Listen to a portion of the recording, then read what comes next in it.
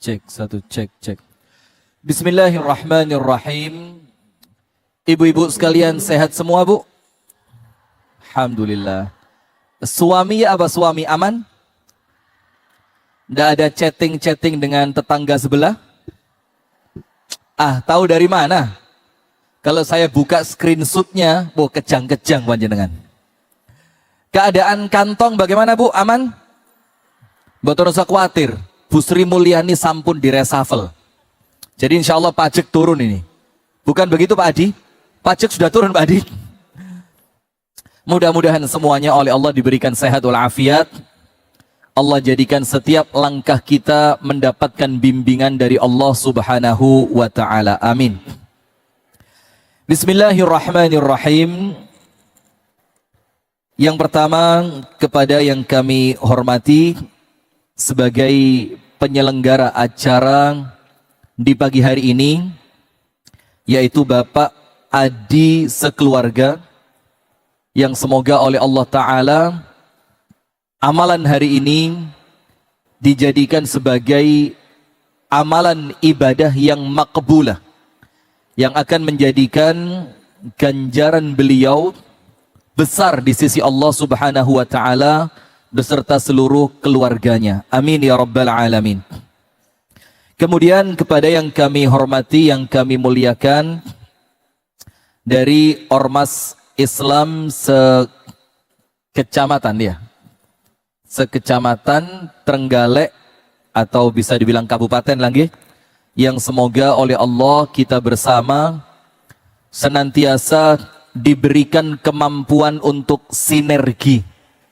Karena sekarang ini zamannya orang gampang terprovokasi. Zamannya orang itu gampang diobong, gampang eker-ekeran.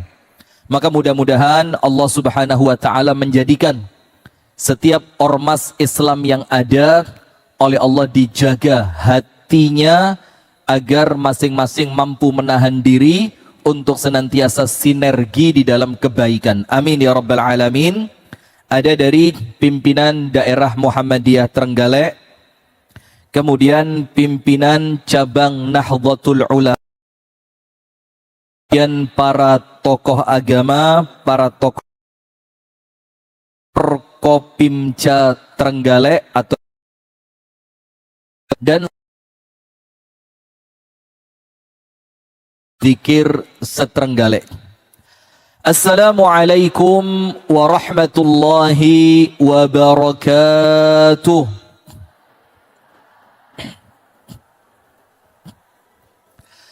Bismillahirrahmanirrahim.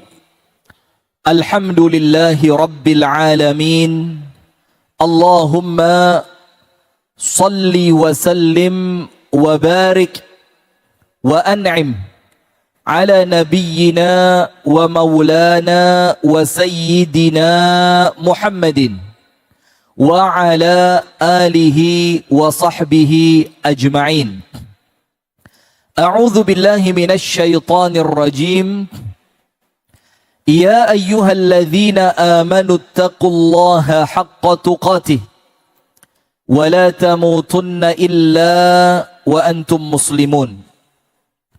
اللهم أنت ربي لا إله إلا أنت خلقتني وأنا عبدك وأنا على عهدك ووعدك ما استطعت.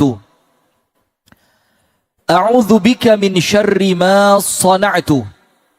أبوء لك بنعمتك علي وأبوء بذنبي فاغفر لي فإنه لا يغفر الذنوب إلا أنت.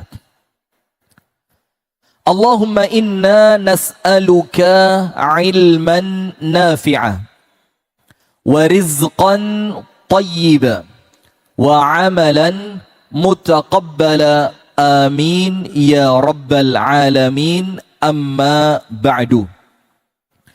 Alhamdulillah jamaah sekalian, di pagi hari ini Allah takdirkan kita untuk bisa bertemu dengan Ustadz Ulung yang Masya Allah Trenggalek dikasih tafsir. Tresno ninggalno perkara elek. Masya Allah. Tulung agung, nulung ingkang moho agung. Jadi kalau panjenengan ngamal damel Gusti Allah pasti ditulung. Kula sukani PR setunggal damel ulung niki. Ayo Kediri. Ayo. Ayo Kediri. Ayo Kediri. Gaya dia. Coba Kediri. Belum nemu Ustaz. Tadi mau perjalanan ke situ sambil nyari itu gak ketemu Ustaz. Sentimen. Kediri gak disebut sama dia.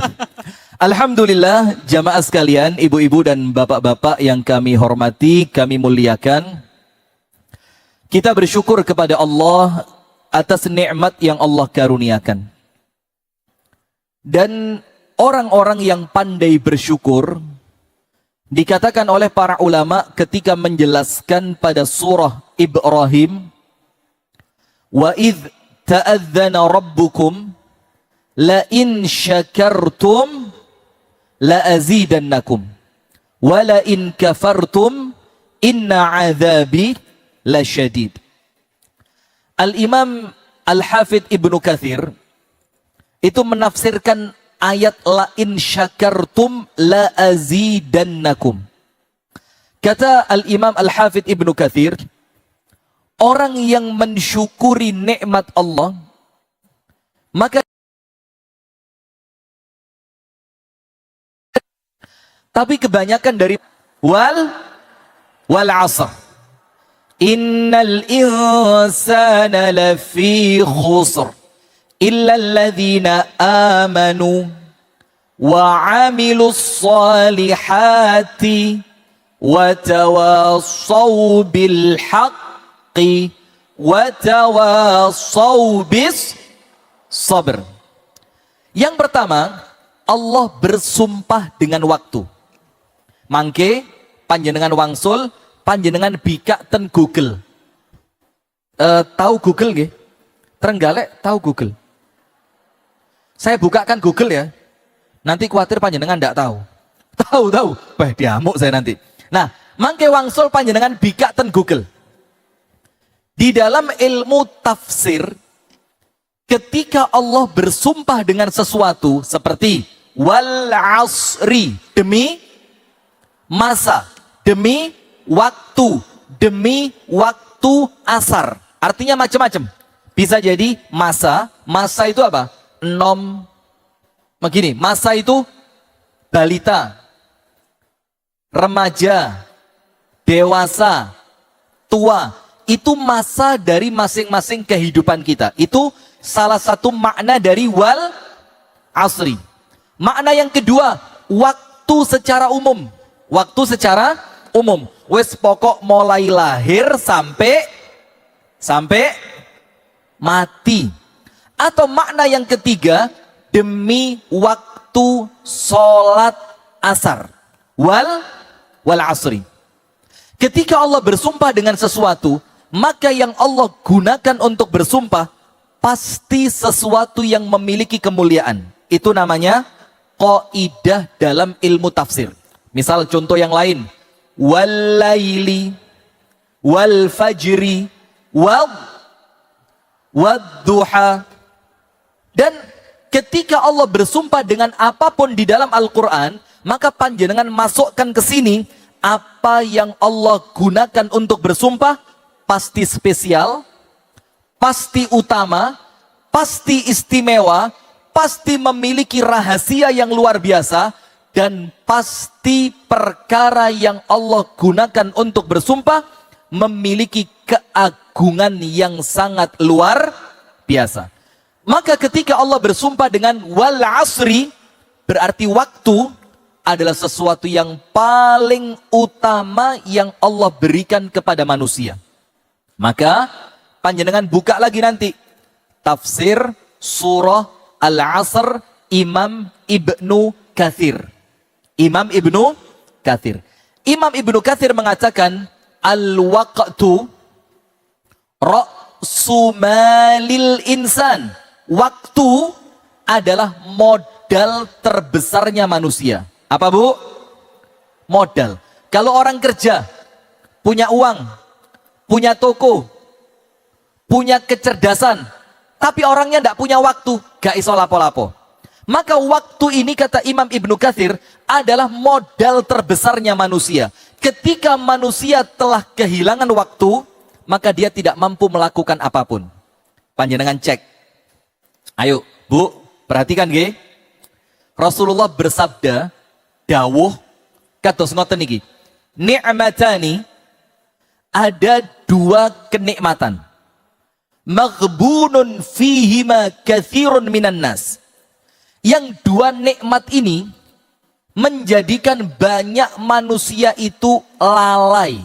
Lalai itu apa? Sembrono, sakarpe, dewe, gak gelem diatur, urusane sak penak-penake weteng lan nisore wetengi. Masya Allah, sakarpe, dewe.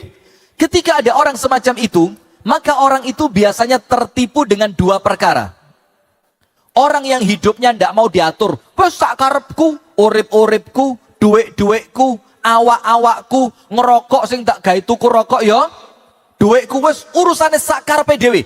Ndak mau diatur oleh Islam, ndak mau diatur dengan norma keadilan, tidak mau diatur dengan norma kemasyarakatan, uripe sak karepe dhewe. Ngono iku wonge ya teko.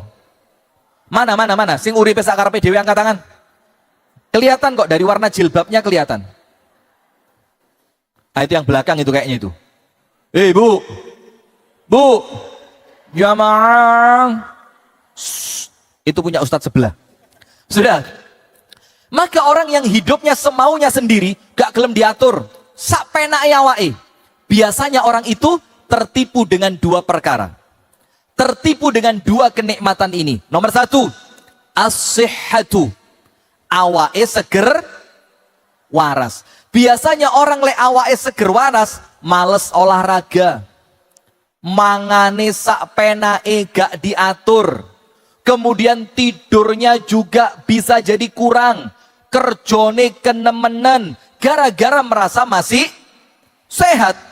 Mangan sate. Berapa tusuk dan? Makan sate antum kuat berapa? 10 lemah. Makan sate kuat berapa? 30. Mubazir. Duso. Nah, sudah.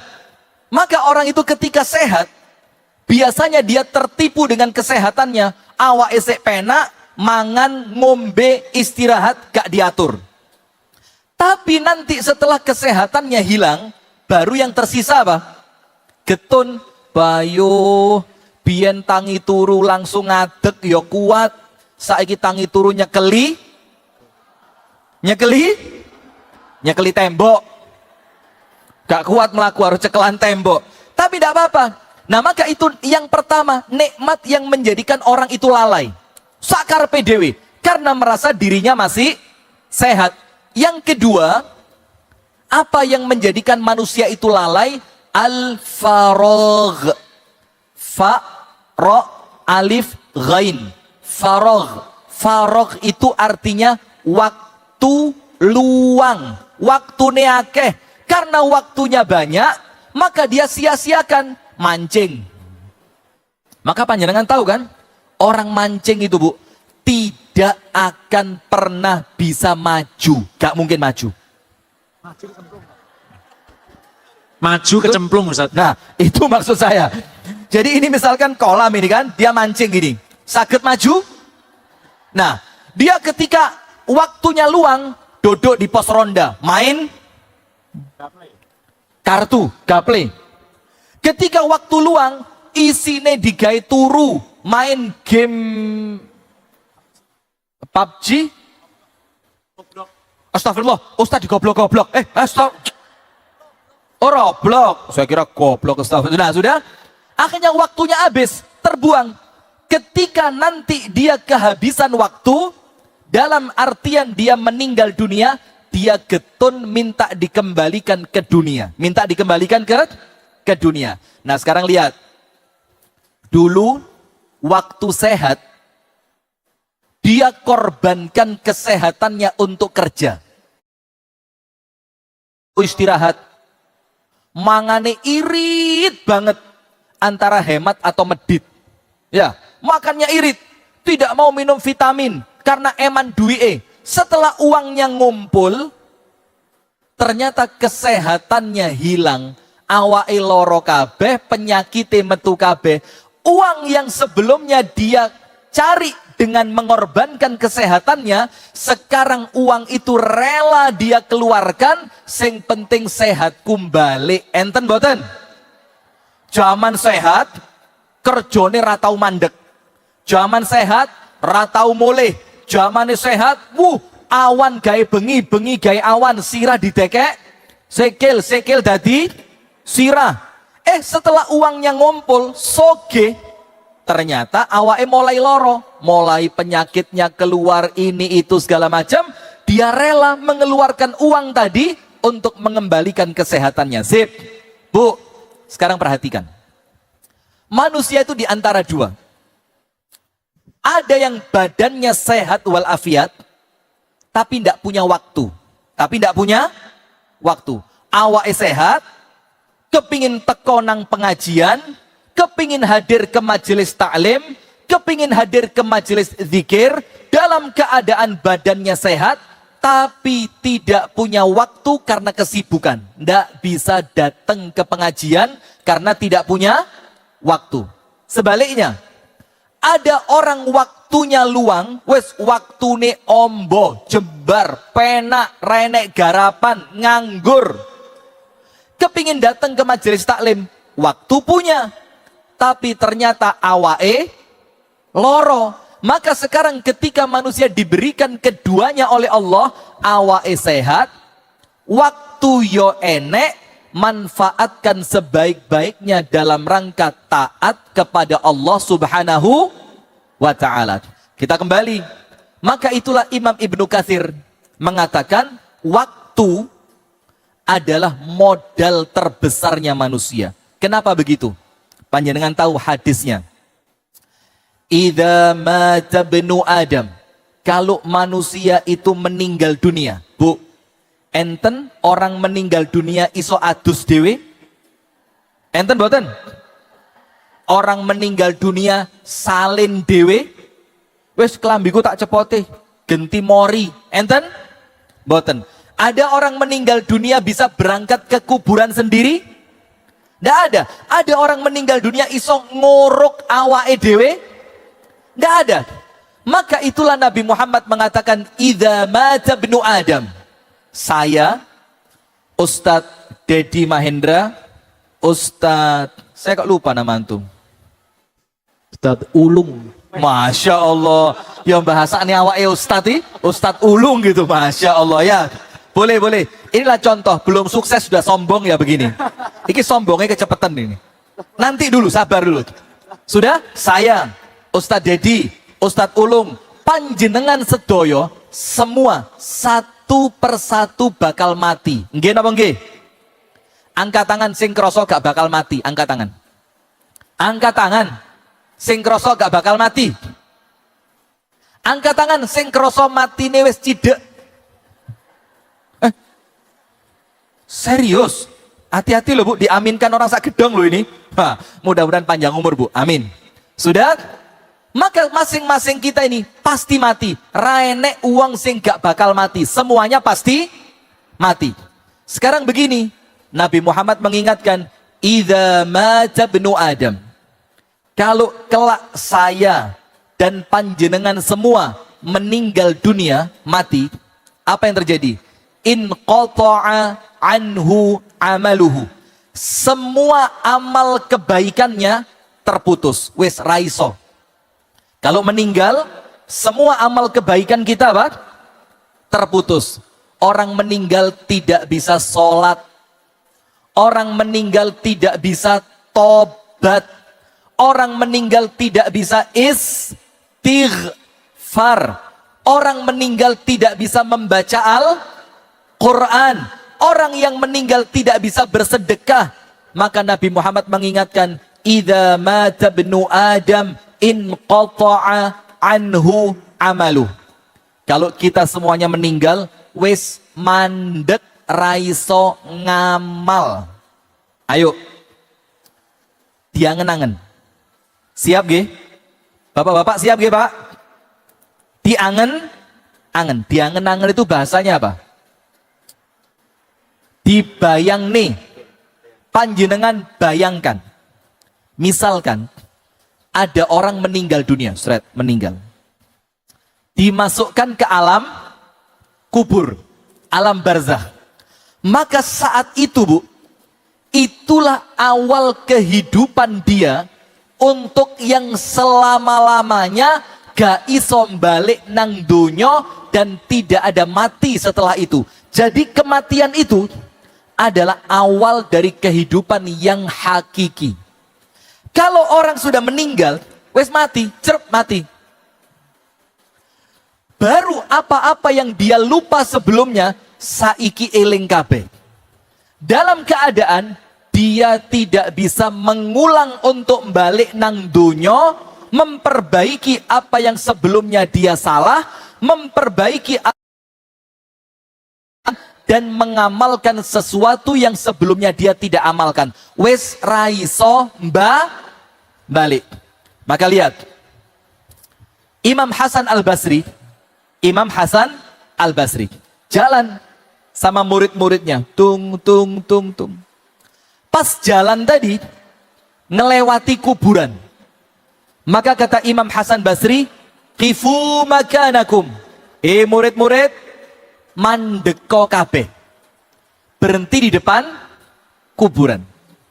Kemudian Imam Hasan Basri tanya, murid-murid, orang yang telah masuk ke alam kubur ini, yang sekarang kita lihat, bisa keluar atau tidak?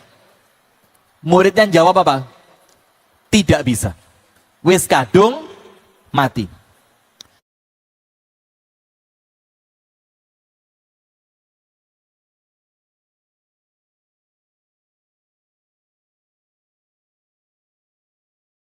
Ceritanya begini, lau kharaju min kuburihim famadza sayaf'alun.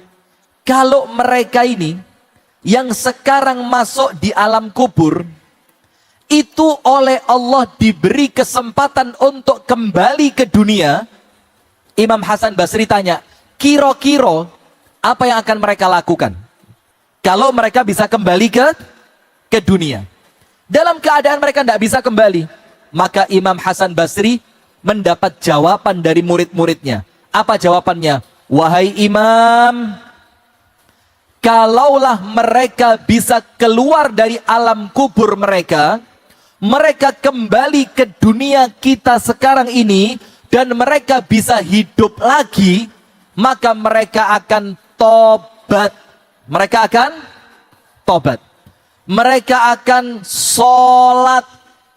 Mereka akan membaca Al-Quran. Mereka akan berpuasa. Mereka akan bersodakoh.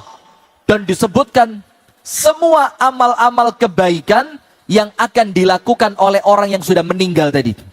Terus Imam Hasan Basri tanya, ya wis, kalau memang mereka itu kembali, mereka kepingin sholat, tobat, poso, ngaji, sodakoh. Sekarang di alam kubur itu bisa ndak mereka melakukan semua itu? Kata murid-muridnya, nggih mboten saged, karena mereka sudah meninggal dunia. Panjenengan dengarkan, panjenengan tulis. Kata Imam Hasan Al-Basri, kalaulah penghuni kubur itu menginginkan ketika mereka kembali ke dunia untuk sholat, ngaji, puasa, tobat, sodakoh, sholat, ngaji, puasa, tobat, sodakoh, dalam keadaan mereka kepingin tapi mereka tidak mampu, dengerin, kata Imam Hasan Al-Basri, maka semua itu adalah tugas kalian mumpung kalian masih bisa melakukannya. Mumpung masih bisa melakukan. Nah, maka jamaah sekalian, orang-orang yang di kuburan itu sekarang nangis, merengek, minta kepada Allah untuk dikembalikan ke dunia. Mereka kepingin tobat. Mereka kepingin sholat, mereka kepingin sodakoh, tapi mereka tidak lagi punya kesempatan. Maka semua yang diinginkan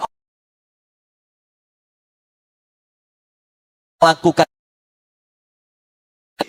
ndang sholat, sholatnya diistiqomai. Mumpung masih hidup, Qur'annya dibaca. Mumpung masih hidup, punya kesempatan, akeh-akeo poso. Mumpung masih hidup, Allah beri kesempatan, ayo cepet-cepet tobat. Mumpung masih hidup, masih Allah beri kesempatan, ayo yang punya rezeki lebih dan disedekahkan. Karena apa? Kalau sudah wafat, semuanya terputus dan hanya menjadi penyesalan. Nah, maka dengan itu Imam Ibnu Katsir mengatakan waktu ini jamaah adalah modal terbesarnya manusia. Selama manusia masih punya waktu, dia bisa melakukan apapun yang dia inginkan. Entah yang diridhoi oleh Allah atau yang dimurkai oleh Allah. Maka Bu, kalau kita kepingin uripe manfaat, maka lakukanlah perkara-perkara yang baik mumpung kita masih hidup di alam dunia. Sip. Allah melanjutkan, wal asri, demi waktu. Innal insana lafi khusr. Semuanya manusia ini bakal rugi. Bakal rugi. Nah, sekarang cek. Ayo bismillah. Kalau ruginya rugi akhirat, belas gak kepikiran. Angkat tangan yang nangis gara-gara ketinggalan sholat tahajud karena keturun. Angkat tangan. Yang nangis keturun gak iso sholat tahajud, angkat tangan. Angkat tangan. Wah, nangis. Ditanya, kenapa nangis? Bojomu rabi mana ta? Orang mbak, mambengi keturun raiso sholat. Padahal ketinggalan sholat tahajud luwe pantes ditangisi tinimbang rugi dodolan mobil. Sekarang begini, kalau ruginya dunia, kepikiran. Ibu-ibu, beli jilbab. Nate tumbas jilbab. Nate tumbas jilbab napa? Boten. Cash nopo kredit? Ala pret. Cash nopo kredit? Alah, biasanya dicicil lek. Mbak jilbabe piro? 130. Cicil ping 12 yo. Masya Allah. Ini kegiatannya Ustadz Ulung ini. Panjenengan lek tumbas sesuatu, mboten dicicil lah, mboten lego nggih ya? Nggih napa nggih? Nggih napa nggih? Boten pamer, sombong, cek ketara wong sugih kabeh. Sudah, beli jilbab. Mereknya sama. Modelnya sama. Keluaran pabrik yang sama. Beli di waktu yang sama. Tapi panjenengan pamer, "Gila Mbak, aku entuk ndek Shopee." Mambengi pas enek promo 11. Apa promonya Shopee itu apa? Ini korban Shopee. Wah, diamuk saya nanti. Atau TikTok. Aku Mbak, tuku Mbak, bayo murah pol. Ento sing umumnya 130 Mbak. Aku entuk mek rego 100. Suweneng bunga. Ternyata temennya bilang apa? Piro? 100. Aku entuk mek rego 95. Masya Allah. Itu langsung kepikiran setahun. Padahal cuma kalah 5.000. Itulah rugi dunia. Tapi kepikiran. Hanya karena 5.000 kepikiran. Dia beli rego 100. Koncone tuku rego 95. Rugi cuma 5.000. Kepikiran sak dawan-dawan. Tapi coba. Temen panjenengan saged sholat duha sekawan rokaat. Enten boten? Gak ada rencang istiqomah sholat duha, gak ada. Saya tanya bukan Anda, teman-teman. Saya tidak punya teman, saya yang istiqomah sholat duha. Pamer. Masya Allah. Hati-hati loh bu, hati-hati bu. Oh temennya yang sholat duha, panjenengan enggak? Semuanya, berapa rakaat? 2, kadang-kadang 4. Wes pahalane entek kabeh. Dipamer nih wong sagor ini. Ndak. Insya Allah. Mudah-mudahan pahalanya oleh Allah dicatat. Amin. Sudah? Ada teman panjenengan sholat duha 4 rakaat. Lah kok pas temen itu sholat duha, panjenengan senam. Apa? Di Trenggalek senam yang lagi ngetren apa? Zumba, ada Zumba? Zumba? Ada? Mana yang ikut Zumba? Angkat tangan. Pengen lihat. Masya Allah mbak, lah kok panjenengan melok kabeh, duha melok, Zumba melok. Aerobik. Ikut juga. Body language. Oh, body language ini. Sudah. Wes. Ketika teman panjenengan sholat duha 4 rakaat, lah kok panjenengan boten saged sholat duha 4 rakaat karena panjenengan jalan-jalan, wisata kuliner, pernah merasa getun, merasa rugi, merasa nyesel, pernah? Nggak pernah, karena ruginya rugi akhirat, gak kepikiran. Padahal nanti di hari kiamat, di dalam hadis yang sahih, Bu, dalam bu, keren. Coba antum panggil, coba dipanggil. Jangan dijawab bu, jangan jawab. Coba panggil. Bun. Masih dijawab, Ustaz. Gak kompak kok. Sudah lanjut. Ustadz Dedi mau panggil bapak-bapak? Oh mboten, sudah trauma ya. Kita lanjutkan. Begini jamaah. Maka ketika nanti di hari kiamat, dalam satu riwayat hadis, ada orang minta pulang ke dunia. Ya Allah, balekno aku nang donyo ya Allah. Dan aku rela kembali ke dunia sak nyuk. Sak nopo? Sak nyuk itu apa? Cuma kalau bahasanya orang Amerika, sedelat. Apa? Bahasa Inggrisnya itu sedilut. Bahasa apa? Inggris. Dia rela. Wes gak apa-apa ya Allah. Balik nang donyo sebentar. Minta apa? Hanya ingin mengucapkan satu kalimat tasbih. Satu kalimat. Bu, kalimat tasbih niku napa? Kalimat tasbih niku napa? Subhanallah. Itu dia rela kembali ke dunia hanya untuk punya kesempatan, bukan rangkulan sama suami, bukan kangen-kangenan sama anak, bukan kemudian kepingin ngelihat tanaman di rumahnya, bukan. Mereka kembali ke dunia bukan untuk rekreasi bareng keluarga, bukan. Tapi mereka rela kembali ke dunia hanya untuk mengucapkan satu kalimat tasbih, mengucapkan subhanallah. Mengucapkan apa? Kata para ulama artinya 2. Ketika mereka rela kembali ke dunia hanya untuk mengucapkan satu kalimat tasbih, itu kata para ulama artinya 2. Nomor 1, ternyata kalimat tasbih itu pahalanya sangat besar, luar biasa. Maka mereka rela kembali ke dunia untuk mendapatkan pahala besar dengan mengucapkan satu kalimat tasbih. Karena maknanya pahala dari kalimat tasbih itu sangat besar.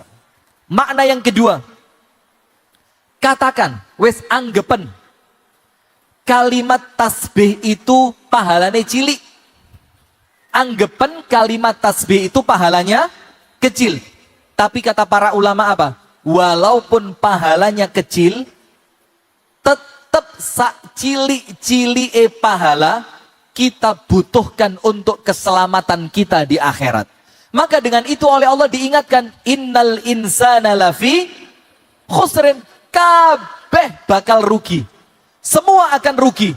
Getun, jaluk balik nang donyo, nyesel, memarahi diri sendiri, getun. Kenapa? Karena mereka tidak memanfaatkan waktu dengan baiknya. Nah, kemudian oleh Allah diberikan pengecualian. Bu, oleh Allah diberi apa? Pengecualian. Siapa kelak orang yang tidak akan menyesal?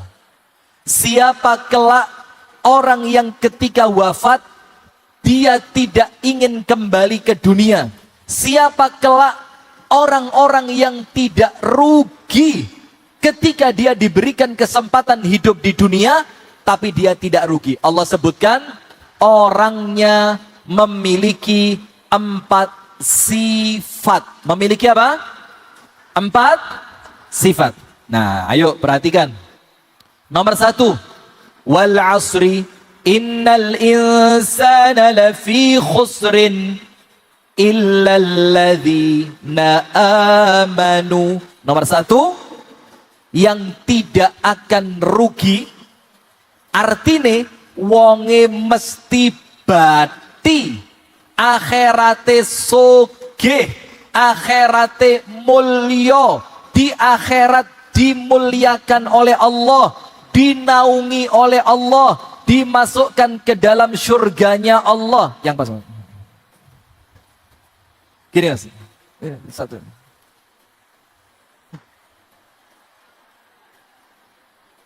Aja suwi-suwi Mas. Sudah. Share nanti ya. Kalau bagus upload, kalau jelek jangan diupload. Sudah. Orang yang akan Allah masukkan ke dalam surganya Allah. Siapa mereka? Nomor 1, illalladzina amanu. Orang yang beriman. Orang yang apa, Bu? Iman. Nun sewu lho nggih. Bu, nun sewu nggih. Saya boleh ngomong apa tidak ini? Sensitif. Angsal boten? Nanti saya dikeroyok. Angsal boten? Angsal boten, Pak? Iman itu lawannya adalah syirik. Tapi hati-hati, mboten usah baper. Syirik itu adalah lawannya apa? Iman. Ibu-ibu kalau difoto tahu loh, langsung ini. Masya Allah, sadar kamera panjenengan. Mas tolong difoto Mas, sudah terlanjur pose loh Mas. Sudah. Nomor 1, illalladzina amanu, kecuali orang-orang yang beriman. Orang beriman tidak akan rugi. Orang beriman tidak akan rugi. Maka lihat, Rasulullah bersabda, ajaban li amril mu'min, inna amrohu kullahu lahu khair, walaysa dzalika illa li mu'min. Kata Nabi Muhammad apa? Wong iman ngono, urusannya mengagumkan. Urusannya apa, Bu? Mengagumkan. Mengagumkan itu bahasa Trenggalek apa ya? Nggumuni. Ngerti nggumuni nggih? Orang beriman itu menjadikan orang lain merasa takjub, menjadikan orang lain merasa kok iso yo, kok hebat yo, kok keren yo. Itu orang beriman. Dilihat oleh orang lain ngapi luar biasa. Begini, kata Nabi Muhammad, sungguh mengagumkan orang-orang yang beriman. Insya Allah panjenengan sedoyo niki tercatat menjadi orang yang iman. Amin ya rabbal alamin. Kenapa ya Rasul? Orang yang beriman panjenengan katakan adalah orang yang mengagumkan. Apa masalahnya? Nomor 1, kata Nabi Muhammad, apabila orang beriman itu mendapatkan nikmat, mendapatkan apa? Nikmat. Dia pandai bersyukur. Itu ciri orang beriman. Maka kalau ada istri dikasih uang oleh suami, Dek, nyoh. Terus istrinya bilang gini, loh, kok? Nah, suami ngomong, Dek, nyoh. Istrinya bilang, loh, kok? Mek. Berarti sama ya antara Malang, Kediri, Trenggalek. Loh Mas, kok mek? Sakmene. Hati-hati, bisa jadi panjenengan dianggap orang yang tidak bersyukur. Kalau tidak pandai bersyukur, belum bisa dikatakan orang yang imannya sempurna. Maka Nabi Muhammad mengatakan orang yang beriman itu, yang kelak akan Allah masukkan ke dalam surga, yang mereka tidak akan rugi, dan mereka ketika meninggalnya bahagia. Siapa mereka?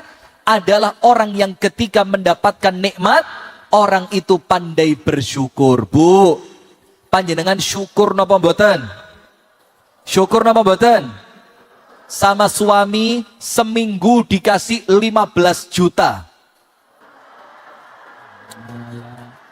Kurang. Oh kakean? Lah standarnya Trenggalek berapa?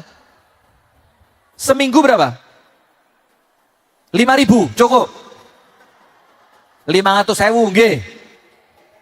Dikasih 1 minggu 1 juta. Alhamdulillah. Dikasih 1 minggu 500.000. Alhamdulillah. Dikasih seminggu 1.000. Seminggu gak dikei blas. Ala tenane, pret.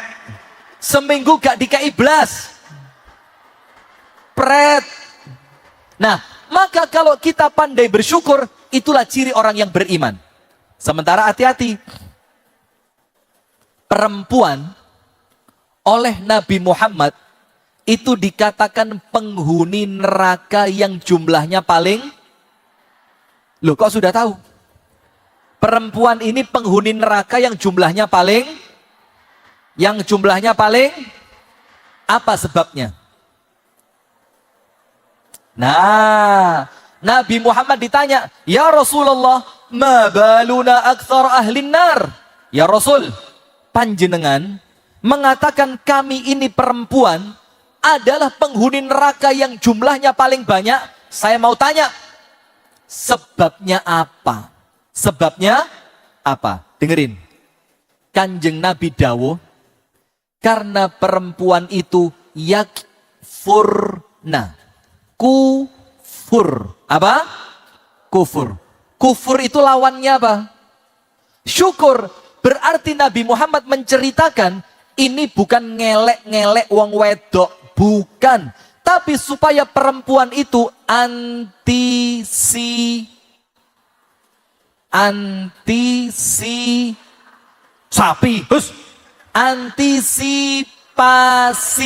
Coba Ustadz. Persamaan kata antisipasi. Ayo, pinter tenan pora iki. Malah gugup Ustaz saya. Ustaz. Malah gugup. Katanya Ustadz ulung. Ayo, apa antisipasi itu apa? Mencegah. Mempersiapkan diri. Antisipasi mencegah. Ya yang benar. Ah, ini loh bagus. Napa dan? Mempersiapkan diri. Mempersiapkan diri supaya panjenengan hati-hati, boten sembrono. Rasul mengatakan karena perempuan itu kufur. Maka ibu-ibu yang lain protes, ya Rasul, kami ini beriman. Kok panjenengan bilang kami ini kufur? Rasul bilang apa? Kalian bukan kufur kepada Allah, tapi kufur kepada siapa? Kufur kepada siapa? Suami tas mulai kerja, gak dipijeti malah dipaidu. Mana orangnya? Mulai campiro iki. Ra usah mulai menisan elak ya wis. Ini loh perempuan, kesian. Maka lihat suami-suami setelah menikah, badannya panjenengan lihat Bu. Itu para suami sebelah sana, setelah menikah badannya lihat kuru-kuru. Kenapa kuru-kuru? Enggak. Ya weh, sebaliknya, ibu-ibu setelah nikah. Ini tadi berkuasa itu. Sudah, lanjut. Maka orang yang beriman itu kata Nabi Muhammad mengagumkan. Kenapa? Ketika dia mendapatkan nikmat, ciri orang yang beriman pandai bersyukur, dan nikmat ketambahan syukur dadi pahala. Maka orang yang beriman tidak akan rugi karena setiap dia mendapatkan nikmat dari Allah, dia ngerti cara bersyukur. Sementara sebaliknya, ketika orang beriman itu mendapatkan musibah, mendapatkan sesuatu yang tidak dia inginkan, mendapatkan suatu bencana dan celaka, na'udzubillah, orang beriman pandai bersabar. Orang beriman pandai sabar tadi pahala. Maka orang yang beriman itu tidak pernah rugi. Entuk atine seneng pinter syukure, entuk dipaidu wong liya pinter sabare. Bu, panjenengan kalau dipaidu sama orang dibales nopo sabar? Hei, gembrot, welek, pese, ireng. Kira-kira panjenengan apain? Sabar apa dijambak? Sabar apa jambak? Ya pas pengajian sabar. Pas tenanan po. Kudu tak parut lambene. Masya Allah. Nah, sudah. Maka kalau masih seperti itu, rugi. Innal insana lafi khusrin. Maka panjenengan harus jadi orang beriman. Nah, iman tadi Bu, nun sewu nggih, lawannya apa? Syirik. Maka kalau kepingin tidak rugi, imannya diperbaiki dan tinggalkan perbuatan-perbuatan yang di dalam syariat dihukumi dengan hukum syirik. Maka panjenengan boten usah alergi kalau Ustadz dan Dedi ini ceramah meninggalkan kesyirikan. Ustadz Ulung ceramah indahnya hidup dalam naungan poligami. Cocok dengan wajahnya ganteng. Hah? Cocok lah, cocok. Kalau dan Dedi apa? Mewaspadai kesyirikan. Ustadz Ulung, indahnya hidup di bawah naungan. Bu, ini belum nikah loh Bu. Kalau panjenengan punya anak perempuan yang unyu-unyu gitu, antum mau 1, 2, 3 atau 4? Pakai mic. Ayo kamera diarahkan ke sini. Nanti kita tunjukkan ke calon mertuanya. Di top atau 4? 4 Ustadz. Kawan deh, Masya Allah. Wes Bu, gak usah dipek mantu. Rawan anak panjenengan diwayuh, gak usah dipek mantu. Pok jomblo sampai tuwek. Sudah, astagfirullahaladzim. Lanjut. Maka ketika panjenengan ingin menjadi orang yang iman, yang orang iman itu mati kapanpun ojo wedi. Ayo jujur, saya, bapak-bapak, ibu-ibu, takut mati atau tidak? Alah tenang, takut mati apa enggak? Ayo kalau enggak takut maju, kita doakan bareng-bareng mati sekarang. Ayo yang enggak takut maju, doa nih bareng-bareng. Ya Allah, wafatkan dia sekarang ya Allah. Diamini wong sakgor lah makbul. Nah, kita takut mati. Padahal orang yang beriman, panjenengan mirengaken nggih? Nabi Muhammad dalam hadis riwayat Imam Muslim bersabda, "Idza mata al-'abdul mu'min istaraha min dhiqid dunya ila fasihil akhirah."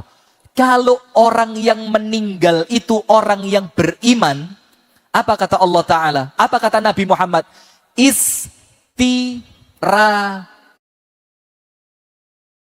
Istirahat. Dari apa?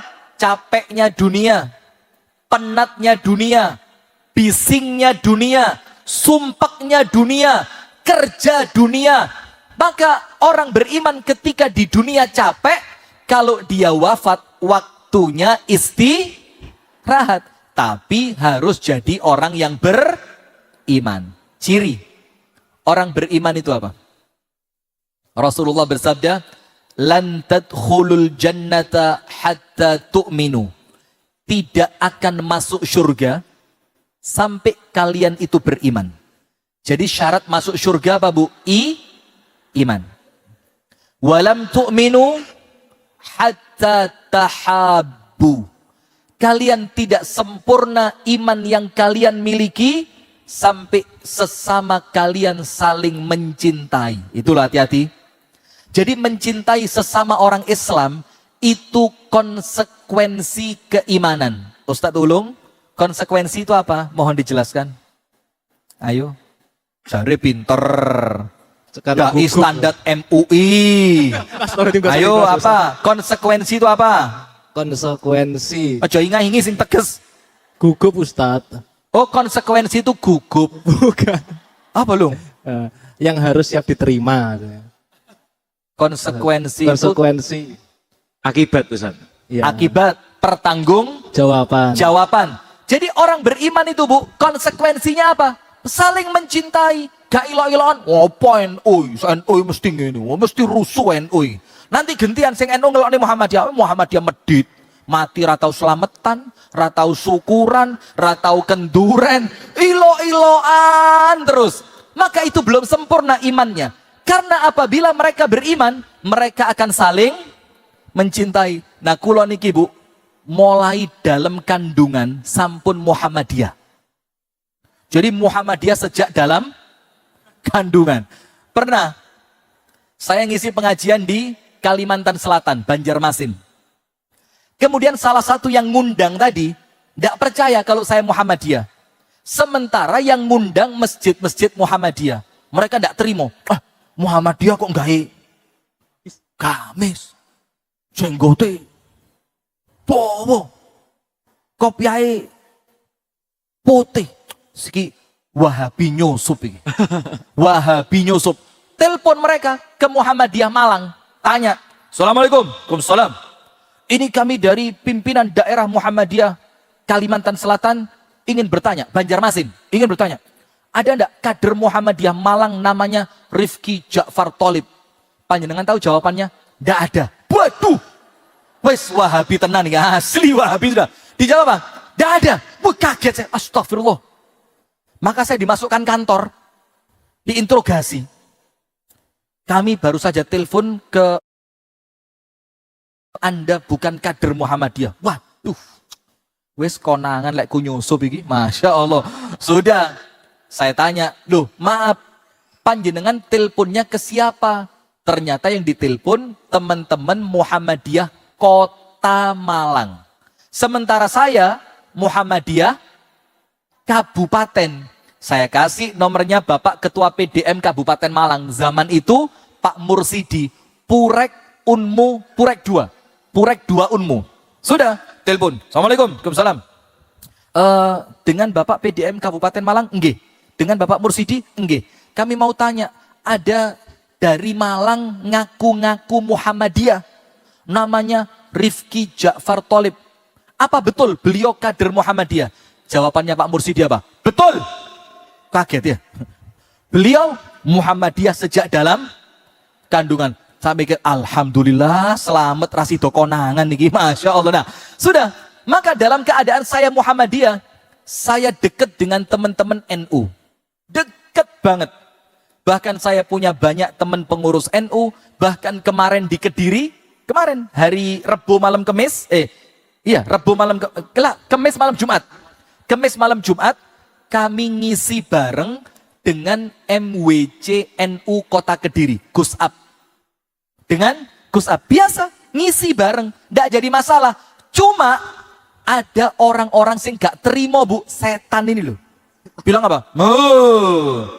Sudah kelihatan belangnya. Semakin terungkap keasliannya. Ternyata dia ustadz yang penuh dengan syubhat. Astaghfirullahaladzim. Nah, maka yang seperti ini, Bu, belum beriman. Karena kalau mereka beriman, Nabi Muhammad mengatakan apa? Tidak dianggap beriman sampai kalian saling mencintai. Bu, cinta kalian kula mboten? Boten tat katanya tat. Boten tat. Kondur tat. Ya memang bahaya juga ya. Kalau dibilang cinta pulang sama suami. Cinta enggak dengan sesama mukmin? Dengan sesama muslim? Cinta. Saya muslim loh, Bu. Cinta mboten kalian kula? Tidak. Masya Allah. Dan kalian tidak akan beriman sampai kalian saling mencintai. Nomor 1. Tidak akan masuk surga sampai kalian beriman. Dan tidak dianggap beriman sampai kalian saling mencintai. Dan terakhir, Rasul bilang apa? Ala adullukum. Amalan. Satu amalan yang apabila kalian amalkan, maka akan menumbuhkan cinta dan kasih sayang di antara kalian. Mau? Mau. Apa amalannya? Afshus salami bainikum. Menyebarkan salam dengan yang lain. Jadi kalau ketemu dulure, ucapkan apa, Bu? Assalamualaikum. Jangan ketemu wong. Kita melembung ini, Pak. Cari diet. Lo kata tambah payo. Bokong kita, Masya Allah. Diet apa? Cari nggak susu diet sing lewarang itu apa namanya? Apa, Bu, yang susu diudek, minumannya dikocok-kocok, yang satu paketnya muahal itu apa? Apa? Itu tat. Yang depan-depan jawab itu loh. Yang depan-depan itu jawab. Apa, Bu? Punya duit buat beli Herbalife? Tak kayak iya? Masya Allah. Ora cukup, lewarang itu. Sudah, malah dinyek, opo? Cari susu diet.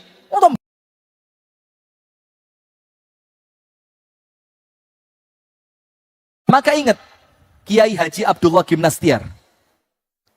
Siapa panggilannya? Aagim. Yang sempat diboikot sama ibu-ibu itu loh. Iya, yang boikot kan panjenengan juga kan? Dulu minta foto sama Aagim. Foto dong. Foto. Setelah diboikot, fotonya diobong. Ditak-itak. Musuh ibu-ibu. Kenapa bu kok diboikot dulu bu? Astagfirullah. Halal apa haram? Loh kalau halal kenapa panjenengan ngamuk? Astagfirullah. Udah. Aagim itu ngomong apa? 3. Senyum, salam, sapa. Pertama ketemu apa? Senyum. Jadi pasang wajah yang menyenangkan. Ojo medeni ketemu konco nih.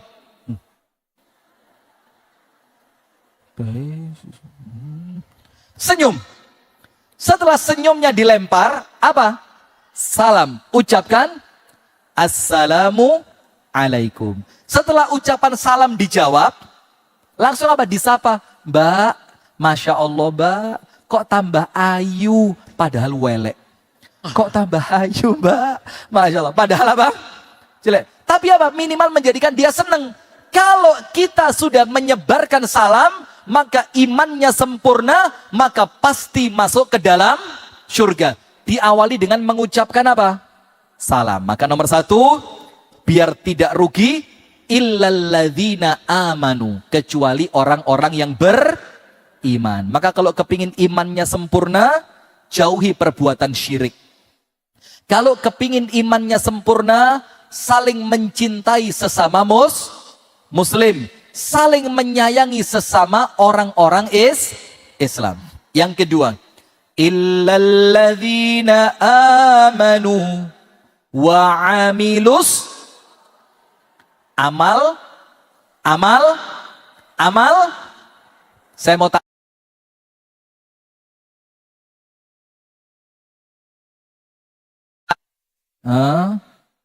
Yang di belakang, bu, ndangak bu, pendingkluk kabeh. Bu, yang di belakang, amal soleh itu apa? Gampang. Amal soleh itu amal yang cocok. Apa bu? Cocok. Kanjeng Nabi nyuruh panjenengan jujur. Panjenengan jujur. Cocok mboten? Cocok. Maka namanya amal soleh. Kanjeng Nabi melarang panjenengan bohong. Akhirnya panjenengan tidak pernah bohong. Cocok mboten? Cocok. Maka namanya amal soleh. Kanjeng Nabi memerintahkan Anda untuk memaafkan kesalahan orang lain. Ketika ada orang berbuat kesalahan, panjenengan maafkan. Cocok mboten? Maka namanya amal soleh.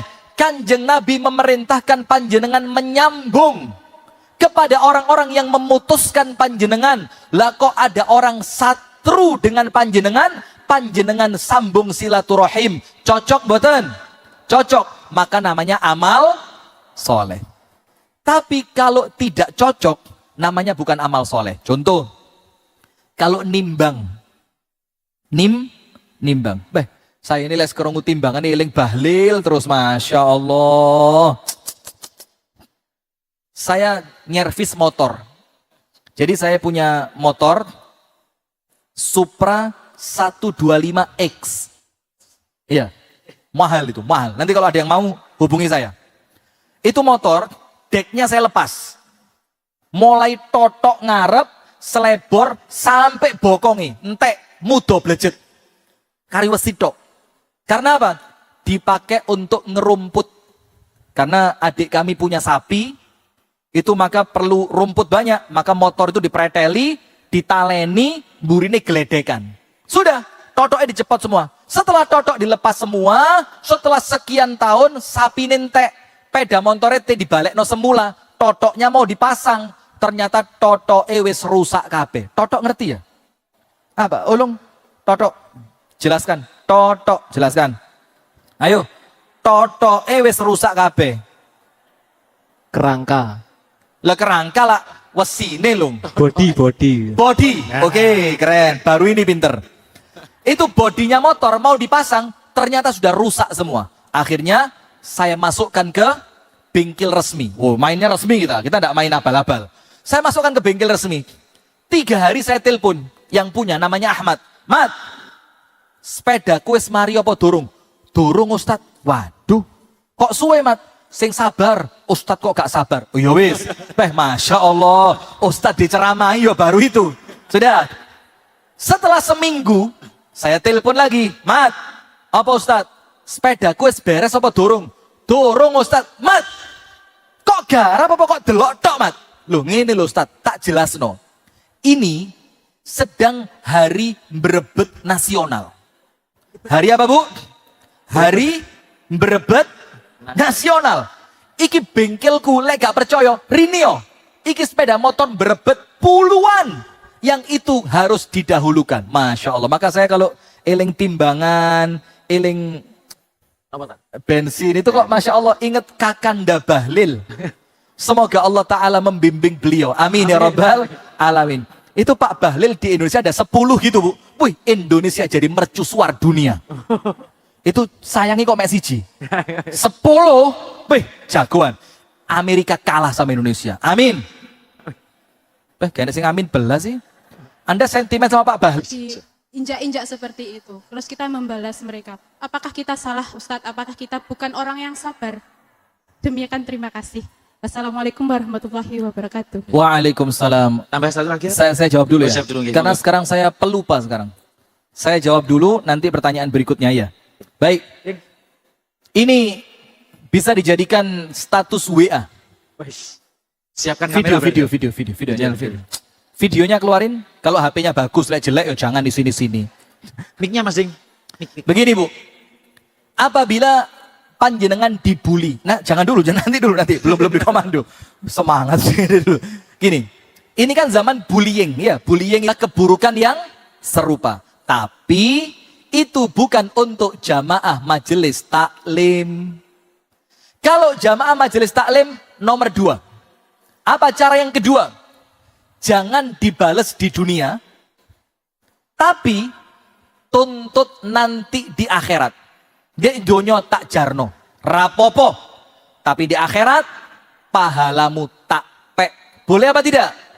Boleh. Dalilnya apa? Cerita Nabi Muhammad tentang orang yang bangkrut. Gitu apa mboten? Siapa orang yang bangkrut? Salate akeh, posone akeh, ngajine akeh, tapi ganggu wong iki, ganggu wong iku, nggoroi wong iki, ngapusi wong iku, ngakali zalim. Akhirnya pahalanya pada hari kiamat diambil. Nomor 2. Nomor 3. Ini Trenggalek, Lung. So, ulung. Ulung malah kale. Nikolat. Oh ya, sudah. Saya kira sembunyi di situ. Nomor 3, ini Trenggalek ini, nomor 3. Tidak membalas di dunia dan tidak menuntut di akhirat. Wow, Trenggalek ini. Di dunia di ngapura, di akhirat diikhlaskan. Pertanyaannya, lah terus aku entuk opo? Ayo. Di dunia tidak balas. Terus dapat apa? Kalau nomor 1 jelas, lego hatiku. Ditempeling. Dilok nih. Pesek, ireng. Lemu, congkring. Terus kan, Mas. Lego. Nomor 2, dapat pahala di akhirat. Karena kezoliman orang lain. Nomor 3, tidak balas dunia, tidak nuntut akhirat. Dapat apa? Ganjaran dari Allah langsung masuk surga. Ayatnya mengatakan, فَمَنْ عَفَا وَأَصْلَحَ فَأَجْرُهُ عَلَى اللَّهِ. Orang yang memaafkan di dunia dan memperbaiki hubungannya tidak nuntut di akhirat, Allah yang jamin pahala untuk dia. Nah, maka Bu, bagaimana jawabannya pertanyaannya panjenengan? Tergantung keadaannya. Kalau memang dibiarkan lah kok ngelunjak itu apa? Dikei hati, ngerogoh, rempelo. Disuguhi kopi, ngepek bojoku. Loh. Nah ini, kalau memang dia tidak ngerti diapii, dalam pepatah Arab dikatakan begini, In anta akramtal karima malaktahu wa in anta akramtal laima tamarrada. Kalau kamu berbuat baik sama orang yang baik, iso dipek wong iku. Kalau bahasa Jawanya, sirahe dikekne. Kalau kita baik kepada orang yang baik. Tapi kalau kita baik kepada orang yang tidak tahu diri, ngelunjak. Ngelunjak itu apa? Ngelama. Ngelama itu apa? Kurang ajar, nggak tahu diri. Maka kalau keadaannya dibiarkan lah kok tambah nemen, bales. Tapi kalau orang itu dinasehati berubah, maka jangan dibales. Anda punya dua pilihan. Tuntut di akhirat saja, atau maafkan sekalian, pahala Anda dijamin oleh Allah Subhanahu wa Ta'ala. Bales, nuntut akhirat, gak bales, gak nuntut akhirat. Panjenengan yang mana? Ya ndak bisa wong panjenengan pelakunya kok. Lah ya apa? Lah wong panjenengan pelakunya kok sok-sok mau milih. Oh, nomor 2 saja. Lo Anda yang melakukan kok. Iya, sudah. Wallahu a'lam bissawab. Tafadhol Ustaz. Oke. Monggo, pertanyaan yang kedua. Mungkin laki-laki Mas Ulung nggih, coba pojokan Mbak belakang. Sekalian yang ketiga nggih tadi. Yang ketiga tadi Mbak-mbak yang tengah-tengah, yang pakai topi itu. Oh, apa? Tim Aloha ada yang tanya juga. Oh, bukan. Sebentar, gantian nggih, Bu nggih. Ini yang tanya dapat hadiah haji tahun depan tanpa antri. Yang tanya, saya kasih hadiah haji tahun depan tanpa antri. Syaratnya cuma 1, bayar dewe. Nanti kalau syaratnya terpenuhi, bareng saya. Mas Ulung, mic-nya belakang. Itu. Mana yang tanya? Oh alah, Pak Mujarto, monggo. Bismillahirrahmanirrahim. Assalamualaikum warahmatullahi wabarakatuh. Waalaikumsalam warahmatullahi wabarakatuh. Nama Mujiarto, terima kasih atas waktunya. Terkait dengan yang disampaikan tadi watawasobil haq ya, kita saling mengingatkan di dalam kebenaran. Ini ada satu hadis yang diriwayatkan oleh Ahmad itu, yang mana seorang laki-laki itu tergantung dari agama temannya itu kan. Artinya kita itu harus memilih teman, di mana teman kita itu harus yang dari kalangan orang-orang yang mungkin agamanya baik kan gitu. Nah terus kemudian oleh Imam Bukhari juga dilengkapi dengan seperti hanya kita berteman dengan orang penjual minyak wangi, maka kita akan ikut wangi. Sampai kemudian Imam Nawawi menjelaskan detail terkait dengan itu. Nah kemudian kalau kita menelisik dari percakapan Nabi Isa dan Nabi Yahya itu, ketika mereka berdebat, Nabi Yahya mengatakan yang namanya orang soleh itu dinilai dari teman-temannya yang soleh, karena dia akan ikut itu. Tapi konsepnya Nabi Isa itu, dimanapun yang namanya Nabi, yang namanya Da'i, itu adalah temannya orang-orang yang tidak soleh, untuk mengajak mereka pada hal yang soleh. Nah kemudian di dalam konsep buat tawasobil haq ini kita itu akan lebih nyaman dengan yang mana? Ketika berteman dengan orang-orang soleh itu sudah pasti buat tawasobil haknya ini kan kita akan berkurang karena sudah soleh semua kan. Nah sedangkan dengan kita berteman dengan yang tidak soleh atau mungkin bahkan non-Islam yang untuk mengajak kepada keislaman itu yang mungkin menjadi visi dan misi dari watawasobil haq, watawasobil sabr itu. Mungkin ada hal-hal yang perlu kita mengerti dari apa yang disampaikan oleh ulama-ulama tersebut. Oke, terima kasih. Baik, jazakumullah khair wa barakallahu fiik. Ini nampaknya yang tanya Ustadz ini, medeni. Mulai Ahmad, Bukhari, Nabi Yahya, Nabi Isa, Masya Allah. Bahkan yang Nabi Yahya sama Nabi Isa itu, saya baru dapat ilmunya sekarang. Jazakumullah khair. Begini, pertanyaannya begini Ibu-Ibu. Mengenai watawasau bil haq, watawasau bis sabr. Artinya kan kekancan. Kalau kita kekancan tadi berteman, baru bisa saling menasehati. Nah tapi kemudian ada hadis yang mengatakan seseorang itu dilihat siapa temannya. Karena agamanya tergantung agamanya siapa? Temannya. Dalam hadis yang lain dikatakan kalau berteman sama orang baik seperti berteman dengan penjual minyak wangi. Keduman wangi nih. Kalau berteman sama orang yang jahat seperti peniup pandai besi, kecipratan genine kan begitu. Nah, sekarang bagaimana lek koncone apik kabeh menasehatinya kurang karena wis apik kabeh. Tapi lek koncone wong elek kabeh nanti agama kita dianggap jelek. Nah, maka setiap hadis Nabi itu ada konteksnya masing-masing. Contoh begini. Contoh. Ada hadis yang mengatakan apa?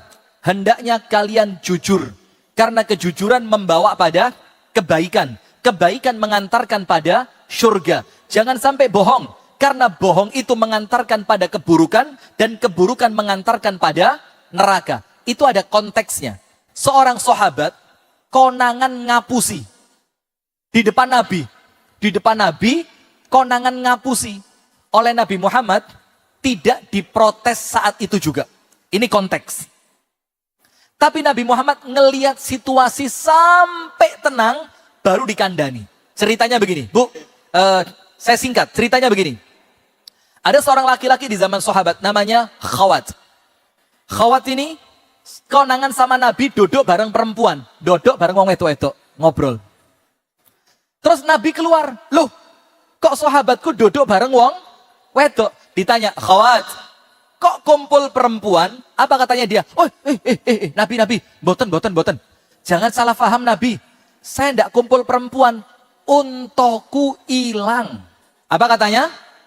Untoku hilang. Bohong dia. Nabi Muhammad tahu dia bohong. Tapi Nabi Muhammad tidak langsung dimarahi. Neraka. Neraka. Tidak. Nabi Muhammad bilang apa? Khawat, untoiku regone larang, golek ono. Eman-eman lek hilang. Sudah. Ini Khawat pura-pura goleki unta, kisinan karena konangan bohong. Sudah, ketika jalan ke Madinah, Rasulullah ketemu Khawat. Khawat, untamu wis ketemu apa durung? Getun Khawat. Ya Allah, ngapusi sepisan dadi pindo. Belum ketemu ya Nabi. Rasulullah bilang, golek ono. Sampai Madinah, ketemu lagi. Ditanya sama Nabi, Khawat, untaya apa? Aduh. 1 jadi 2 jadi 3. Belum ketemu Nabi. Cari. Sudah. Sampai mulai hari itu. Khawat. Kalau sholat. Budale paling telat. Mulie paling cepat. Karena bohong tadi. Efeknya lihat. Budal sholat paling telat. Mulie paling cepat. Kuatir apa? Ditakoni sama Nabi. Untomu piye. Nanti bohong lagi. Suatu hari. Khawat sholat duha. Iki Kanjeng Nabi ra enak iki. Salat duha dia. Enak salat. Pas rokok kroso ndek mburi enek wong. Waduh. Dilirik didik. Aduh Kanjeng Nabi. Apa yang terjadi? Fayutawilu salatahu. Salatnya didawakne. Karena khawatir kalau salatnya selesai ditakoni apa?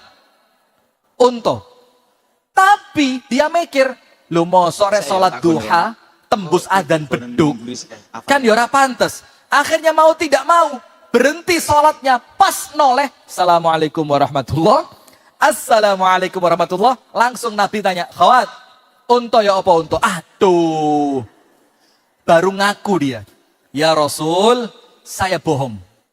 Dan saya ngaku kemarin saya berbohong. Dan saya tidak kuat bohong terus. Maka ya Rasul, unta saya tidak hilang. Waktu itu saya malu. Kisinan konangan panjenengan lungguh bareng wong wadon. Lungguh bareng wong wedok. Rasulullah bilang apa? Langsung berubah, Pak. Langsung didoakan. Tidak diamuk. Ngapusi. Kanjeng Nabi dihapusi rang genap blas. Neraka sampai tidak ada. Karena orang ini ngaku didongak nih 3 kali. Rahimakallah, rahimakallah, rahimakallahu ya Khawat. Semoga Allah merahmatimu, semoga Allah merahmatimu, semoga Allah merahmatimu. Langsung dirubah. Bapakmu piye kabari? Supaya apa? Ini orang tidak salah tingkah. Setelah selesai keadaan normal, 10 hari kemudian, baru Kanjeng Nabi ngomong. Kalau ikan, di air asin, tetap dia tidak ketularan asin. Oh ada Ustaz ikan asin. Oh itu ditandani. Bukan aslinya asin ya. Maka kalau panjenengan merasa aku tidak akan terpengaruh, nyemplung ke tempatnya orang niatan dakwah. Tapi kalau kita masih khawatir ketularan, ojo golek molo.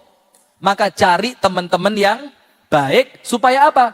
kebaikan kita tidak luntur. Wallahu taala a'lam bissawab. Mungkin 2 pertanyaan lagi Mas Sulung ya. Mungkin 2 ya. Yang perempuan dulu tadi, Mbak, monggo. Ini dulu Bu nggih, mengke panjenengan terakhir.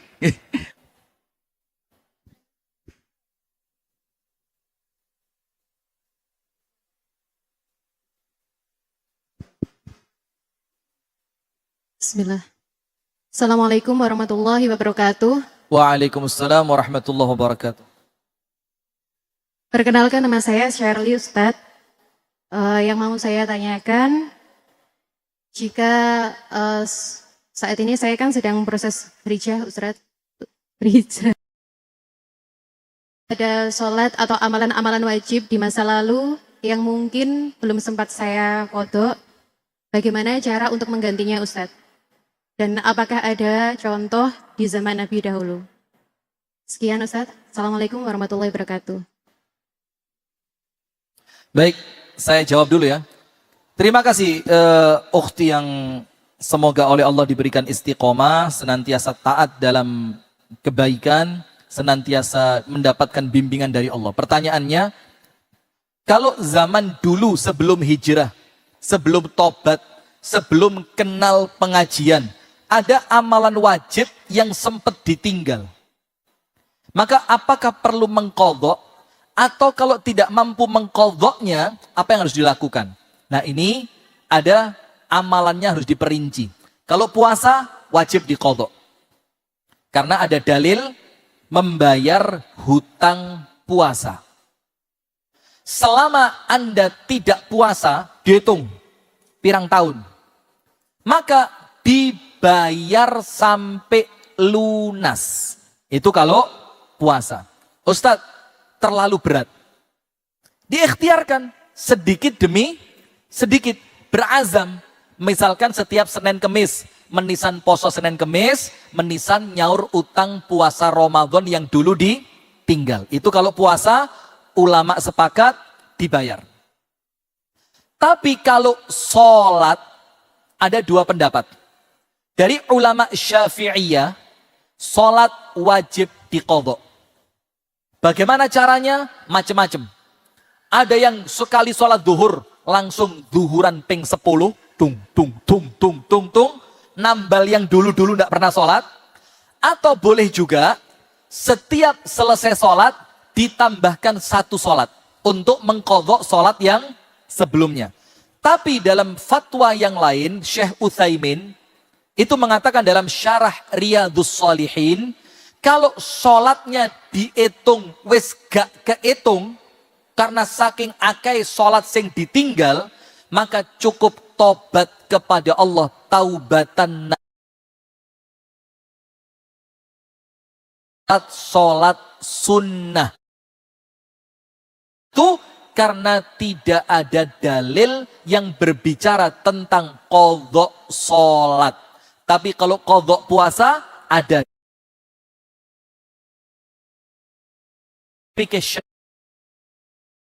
Wajib qadha. Karena sholat itu bukan cuma wajib, tapi rukun Islam. Tapi kalau pakai pendapat yang lain, dan ini pendapat yang lebih toleran saya rasa. Lek sholate seiso dihitung, qadha.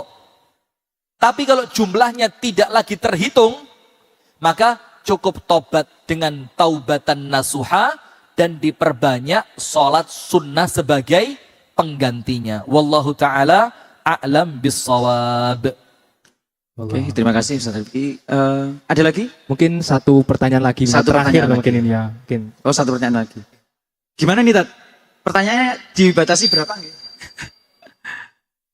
Berapa nggih? 1 lagi Tat nggih? 1 lagi Bu. Ini atau ini? Pun dua-duanya pun. 2 nggih Tat nggih? Nggih, siap. Cek. Assalamualaikum warahmatullahi wabarakatuh. Perkenalkan, nama saya Afan. Di sini saya ingin bertanya, mungkin ini fenomena yang sering terjadi di masyarakat ataupun sering terjadi di sekitar kita. Jadi gini Ustadz, kita ambil contoh terkait dengan pedagang yang memanipulasi berat timbangan tadi. Kita ambil contoh saja. Mungkin seorang pedagang tersebut benar-benar melakukan kesalahan, itu kemungkinannya ada dua. Yang pertama, melakukan kesalahan karena beliau tidak punya ilmunya. Akan tetapi yang kedua, beliau sudah tahu ilmunya tapi tetap melakukan kesalahan. Yang ingin saya tanyakan, menurut Ustadz Rifki, bagaimana cara kita mengingatkan seseorang yang dengan kondisi seperti itu, apalagi dengan tipikal yang keras. Kemudian, terkadang hal tersebut itu membuat kita itu menjadi bimbang antara mengingatkan akan tetapi takut nanti malah menjadi masalah karena orang tersebut melawan, dan atau tidak mengingatkan akan tetapi mungkin kita ikut berdosa soalnya sudah membiarkan hal-hal yang salah yang sudah kita ketahui tapi kita tetap membiarkan. Terima kasih Ustaz. Wassalamualaikum warahmatullahi wabarakatuh. Waalaikumsalam warahmatullahi wabarakatuh. Ini pertanyaannya bagus ini. Jadi begini, ada orang melakukan kesalahan karena tidak ngerti. Maka hukumnya apa? Kesalahannya dimaafkan. Wa ma kunna mu'adzibina hatta nab'atha rasulah. Allah berfirman, kami tidak akan menghukum sampai kami kirimkan rasul yang memberi penjelasan. Oleh para ulama dikatakan ayat ini berarti tidak ada hukum untuk orang yang tidak mengerti. Contoh, di zaman Umar ada laki-laki konangan mabuk, ditangkap, dimasukkan kamar. Setelah sadar, ditanya, kenapa mabuk? Dia balik tanya, loh emang kenapa? Loh, kaget. Umar tanya, kamu tidak ngerti khomer itu haram? Tidak ngerti, apa kata Umar? Jangan dihukum.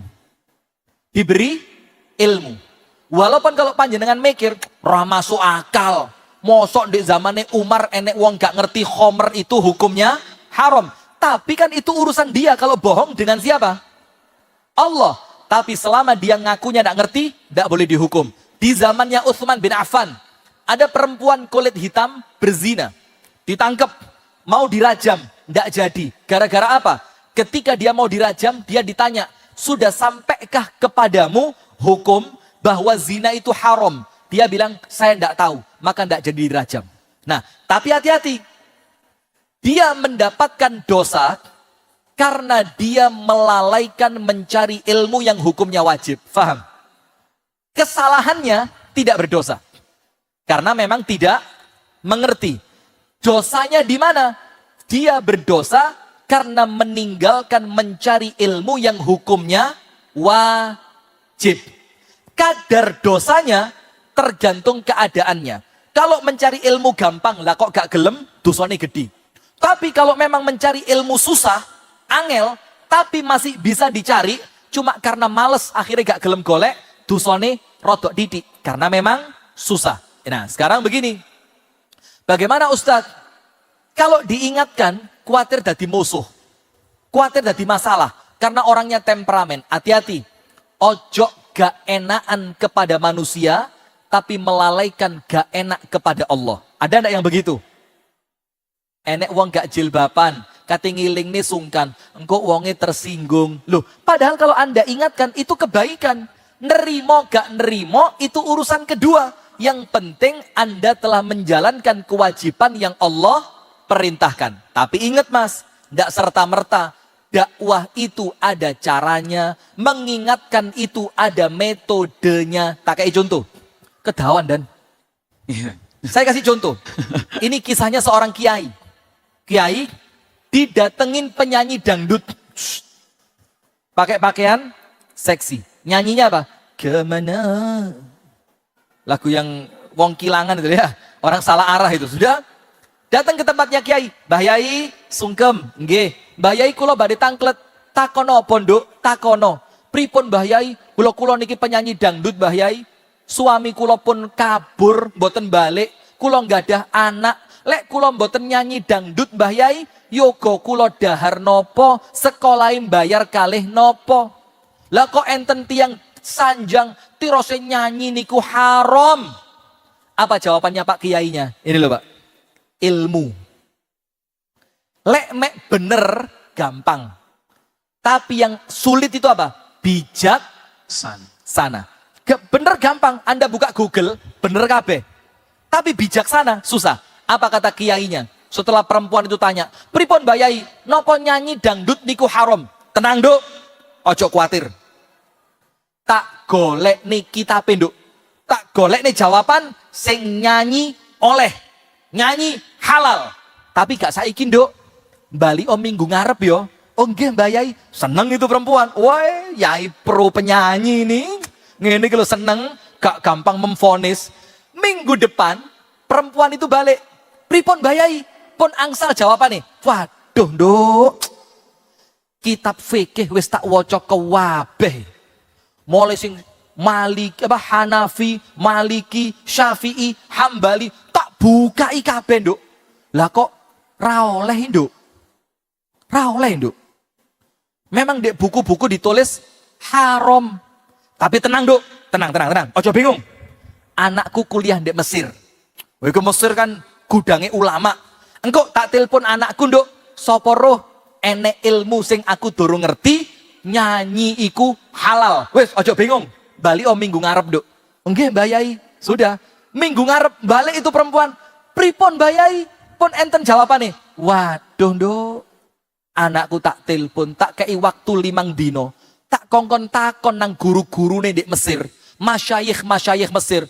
Lah kok jawabannya podo kabeh Nduk. Encen ra oleh Nduk. Coba. Jawaban seperti itu menjadikan orang yang sedang melakukan kesalahan itu tidak merasa dihakimi. Tapi perasaannya dibelani.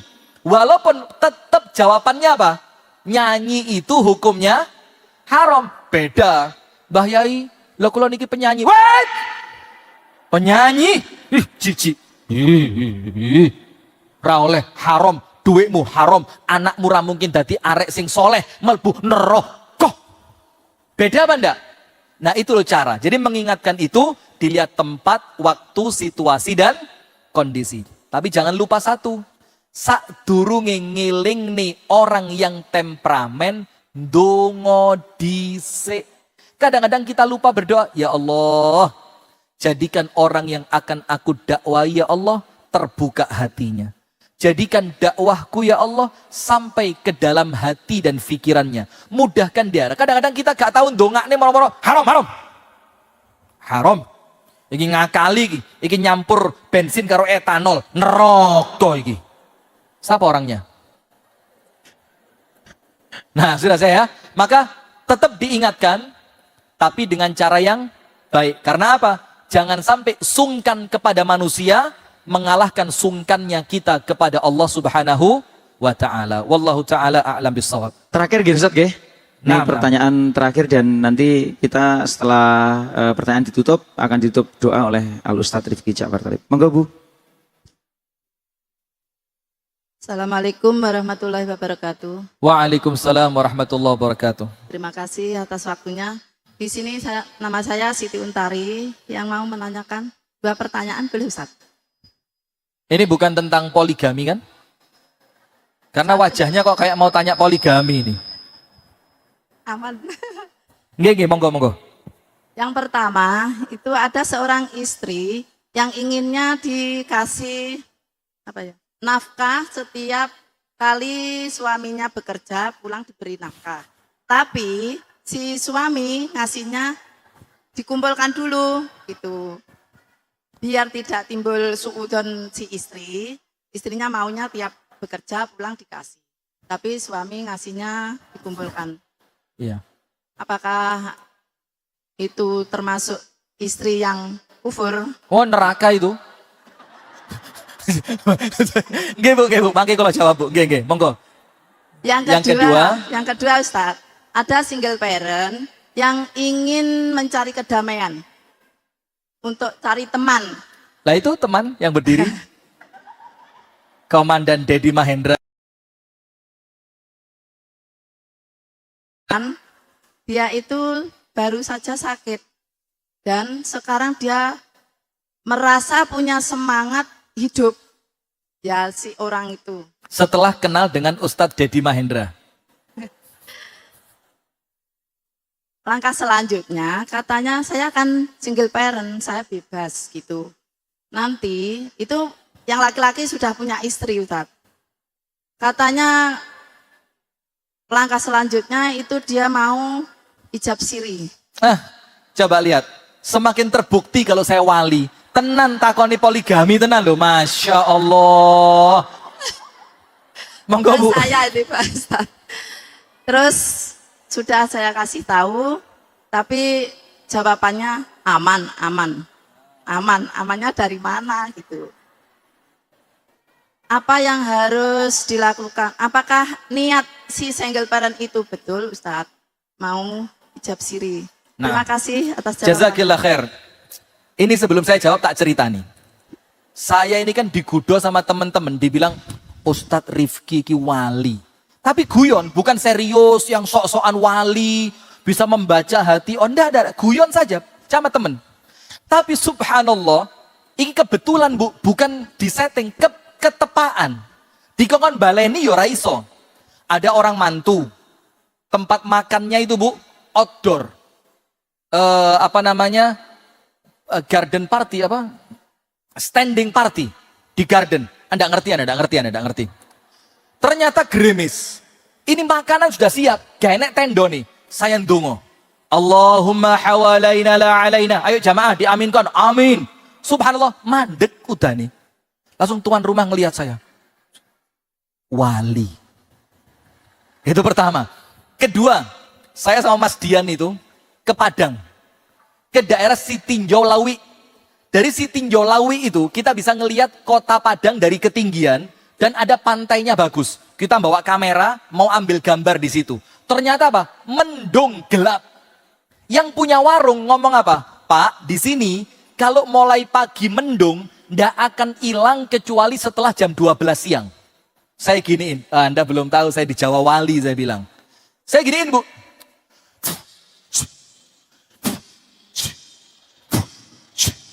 Subhanallah, itu awan hilang tenanan. Lulu, saya sampai kaget. Waduh, ojo aku wali tenan nih. Subhanallah, kok selamat ibu-ibu itu enggak bawa botol? Kok selamat enggak bawa botol? Nah, sudah Bu, maka pertanyaan panjenengan tadi poligami tadi itu ya ketepaan, bukan kemudian saya wali. Ya saking guyon saja. Nomor 1. Pertanyaannya, bagaimana seorang istri yang kepingin setiap suami dapat uang hasil kerja langsung diberikan kepada istri. Ndak ngenteni di kelompoknya sampai akeh. Panjenengan nanti pulang, panjenengan buka surat An-Nisa ayat 34. Surat apa? An-Nisa 34. Disebutkan di sana, rumah tangga yang megang uang, Bu. Panjenengan kok nggih mawanis, Masya Allah. Rumah tangga itu yang megang uang suami. Terus istri dapat apa? 2. Nomor 1, kebutuhannya wajib dipenuhi suami. Gak usah bingung. Wajib, kebutuhannya istri dipenuhi oleh suami. Sandang, pangan, papan. Yang kedua, keluasan hati suami memberi kepada Anda uang lebih. Dan itu tidak wajib. Dan itu tidak wajib. Ya, yang wajib apa? Nafkah, sandang, pangan, dan papan. Selain itu kalau suami ngei, Dek, tak delok gelangmu kok wis lawas ya Dek. Tuku Dek sing 5 kilo ngono lho Dek. Berarti gelangnya 5 kilo, lek melaku ngene. Menceng kabotan gelang.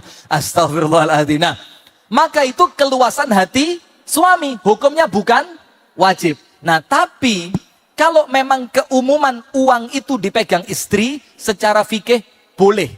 Selama tidak memunculkan konflik. Maka untuk pertanyaan seperti itu, jawabannya 1. Dikomunikasi. Melo ay. Jawabannya 1. Dikomunikasi. Kompak, luar biasa. Komunikasi Bu, ngobrol. Tapi ngobrolnya jangan pas suami capek. Ngobrolnya itu pas suami butuh panjenengan. Dek, mo. Dek, emo. Nah, panjenengan rayu, dikekne kabeh Bu. Ojo duwike, ATM-e dikekne panjenengan. Harus ngerti caranya. Pertanyaan kedua, single parent yang kemudian mau cari ketenangan wis mulai jenuh dengan hidupnya ngene ngono. Ternyata didatengin seorang laki-laki, yang laki-laki itu sudah beristri, ngoten nggih? Dan diajak nikah siri. Bu, secara fikih nikah siri itu sah. Selama syarat dan rukun nikah terpenuhi. Tapi secara syariat tidak dianjurkan ketika siri itu dalam rangka menzolimi perempuan. Orang yang nikah siri, jadi masalah. Kita kasih contoh. Ada satu kenalan kami, saya tidak nyebut tempat. Dinikahi dengan laki-laki gawanteng soge. Gawanteng pol soge. Tapi pendek kayak saya gini. Jadi, tapi ganteng. Awaknya api. Perutnya ini 11 pack. 11 pack. Kotak serakaruan, kewotak kabeh, klambine. Sudah? Subhanallah, tidak seperti yang dia ekspektasikan, gak seperti yang dibayangkan. Dikira lek bojone ganteng, gagah, soge, bakal seneng, ternyata tersiksa. Masalahnya nikahnya siri. Karena si suami itu punya istri sah. Sekarang pertanyaannya, bagaimana si istri itu nuntut cerai? Khulu. Ya apa caranya? Tidak bisa. Karena khulu itu diajukan ke pengadilan. Pak pengadilan, Pak Hakim, kula mboten cocok kalih suami kula niki. Kasar, jahat, medit. Kula minta khulu, tolong diputuskan pisah cerai antara saya dengan suami saya. Kalau hakimnya mau ditanya, mana bukti pernikahanmu? Kalau tidak ada, tidak bisa. Maka istri yang dirugikan kalau nikah siri. Maka saran saya, nun sewu nggih, rondo nggih rondo, tapi sing duwe kehormatan. Jangan menjadi rondo sing entengan, murahan. Janda mana, janda mana. Oh, sampai digawe lagu, jangan mau. Maka saran saya, jangan pernah mau dinikah siri, karena itu untuk laki-laki yang tidak bertanggung jawab digawe guyon. Apalagi posisinya istri kedua. Hati-hati. Wallahu a'lam bishawab. Udah sih. Masya Allah, Alhamdulillah sudah ada 5 pertanyaan ya Ustadz Dedi tadi ya. Alhamdulillah sudah terjawab semuanya. Insya Allah sudah terpenuhi semua Bu ya. Segala pertanyaan-pertanyaannya. Mungkin kalau ada yang belum puas atau belum terpenuhi bisa bertanya di Instagram gitu ya Ustadz Rifki ya. Oke, Masya Allah. Tadi membahas soal ganteng saya jadi ingat Ustadz. Saya ingat lagunya Cak Kirun. Ya, Cak Kirun tentang Coba di depan sini, Enggak sini aja Ustadz. Ya apa lagunya? Ikan bandeng, ikan sopat. Percuma ganteng kalau tidak sholat. Masya Allah. Oh, ada lagi Ustaz. Ada lagi. Multi talent. Ikan antik di Raja Ampat. Percuma cantik kalau tidak sholat. Percuma cantik kalau nolak istri 4. Banyak Ayo ampuhan dikit nih Begono. Percuma cantik kalau nolak istri 4. Panjenengan nolak mboten? Oh, menolak. Ah, iki wis gak cantik nolak, oh tambah demen ini. Istri 4, mertuanya 8 Ustaz. Oke, Alhamdulillah ibu-ibu, bapak-bapak, marilah kita menuju acara selanjutnya yaitu doa yang insya Allah akan dipimpin oleh Ustadz Rifki Ja'far Tholib. Waktu dan tempat kami persilahkan. Baik, jamaah sekalian, sebagai penutup saya memohon maaf apabila selama tausiah ada ucapan-ucapan yang kurang sopan, ada guyon yang mungkin menjadikan panjenengan tidak berkenan. Mohon dibukakan pintu maaf yang sebesar-besarnya. Semoga Allah menjadikan majelis kita ini majelis yang oleh Allah dinaungi dengan rahmatnya. Sepulangnya kita dari majelis ini, Allah jadikan dosa-dosa kita telah terampuni. Amin ya rabbal alamin. A'udzu billahi minasyaitonir rajim. Bismillahirrahmanirrahim. Alhamdulillahi Rabbil Alamin. Allahumma salli wa sallim ala nabiyyina wa maulana Muhammadin wa ala alihi wa sahbihi ajma'in. Allahumma ighfir lil muslimina wal muslimat wal mu'minina wal mu'minat al ahya'i minhum wal amwat innaka sami'un qaribun mujibud da'awat ya qadhiyal hajat. Rabbana ighfir lana dhunubana wa liwalidina warhamhum kama rabbawna sighara. Allahumma ya Rabbana hab lana min azwajina wa dhurriyyatina qurrata a'yun waj'alna lil muttaqina imama. Allahumma ya muqallibal qulub thabbit qulubana ala dinika wa ta'atik. Allahumma inna nas'aluka husnal khatimah. Allahumma inna nas'aluka husnal khatimah. Allahumma inna nas'aluka husnal khatimah wa na'udzu bika min su'il khatimah. Allahumma ansur ikhwanana al-muslimina fi Filistin. Allahumma ansur ikhwanana al-muslimina fi Sudan. Allahumma ansurhum ala aduwwihim ya rabbal alamin. Allahumma ya rabbana zalamna anfusana wa in lam taghfir lana wa tarhamna lanakunanna minal khasirin. Rabbana atina fid dunya hasanah wa fil akhirati hasanah wa qina adzaban nar. Wa sallallahu wa sallim wa barik ala nabiyyina Muhammadin walhamdulillahi rabbil alamin.